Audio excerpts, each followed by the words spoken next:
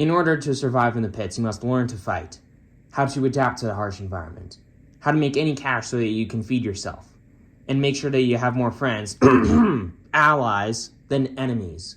Otherwise, you'll find yourself starving or strung up and dismembered.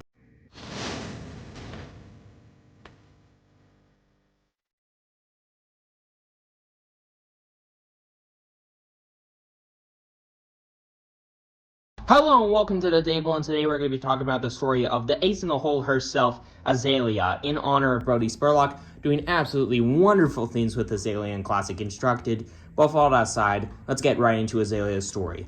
When she was just a kid, and like most kids, she was starving and on the brink of death. You know, like all kids. But she adapted. She watched those who were established players in the game of life that was the pits. She copied what they did. She learned to adapt, found safe places to sleep at night, found more scraps of food than before to gain back a little bit of strength, and a tavern.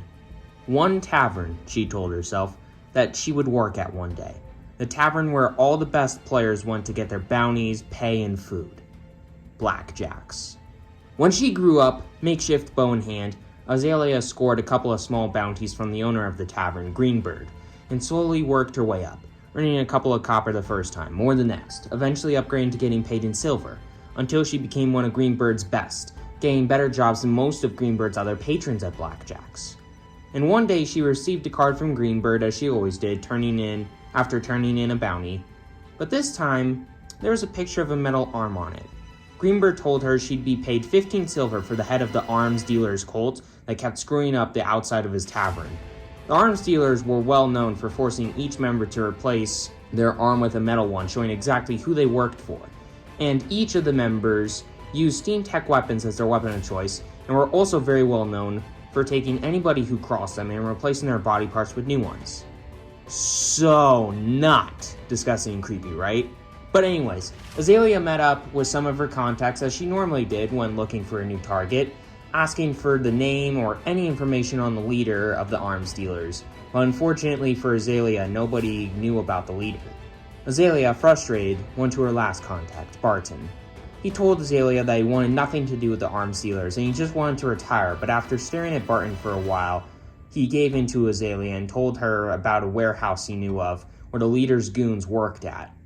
Hoping these goons could lead Azalea to their leader, she scoured out the warehouse and saw some of the goons who were talking about how Harvester wanted them to move the goods. Azalea, now knowing the arms dealer's leader's name was the Harvester, she followed the goons until they reached the monster-ridden waters of the pits and sailed off to the other side. Azalea, of course, couldn't follow them as she had no boat, so she eventually decided to go back to Barton's place. But once Azalea got back, she saw smoke and quickly sprung into action. She shot an arrow inside to see if anybody reacted, and after a minute of silence, Azalea flew in to see the place covered in a dirty crimson, and in the middle of it was a dismembered Barton. Azalea smashed the side of the wall with her fist, annoyed after losing such a crucial contact, and without any leads as to where the hell the Harvester could be on top of it. But she did have one more option, one last chance to lure out the Harvester. Greenbird was at blackjacks, no patrons anywhere to be found, all scared off by Harvester and his arms dealers. He was cleaning up the bar when suddenly he sensed something was off. He told one of his men to get his guys guarding the outside of the tavern inside as quickly as possible. He then looked back at the man, who dropped to the ground, shot with a sleeper draught, and his men outside were the same. Greenbird grabbed a shotgun and started to rush out when two men blocked his exit. He went to turn back when two other men were behind him. He was cornered and forced to drop his gun. Harvester then walked in and made a couple of remarks, telling Greenbird how thankful he was for giving him his beautiful tavern. Greenbird spat back at him, telling him that he would never do such a thing when suddenly he saw a flash of light. Harvester told two of his goons to string up Greenbird outside the tavern, and as a man went to grab him, he was shot with an arrow and dropped. Then another arrow hit the woman that was going for Greenbird. Harvester started shouting orders at his goons as he darted behind the counter when two more of his men were shot before they could carry out their orders. More started to drop, 7-5. The remaining goons shot up the tavern, shooting in every which direction. Azalea then walked into the room and in an instant loaded 3 arrows and shot the 3 goons at once. Then the last one ready to fire, but Azalea had him down in less than a second. Harvester then came up from behind the bar, but Azalea had already shot him before he could even yell at her. And a moment later, the arrow started to blink and blew up. along with Harvester.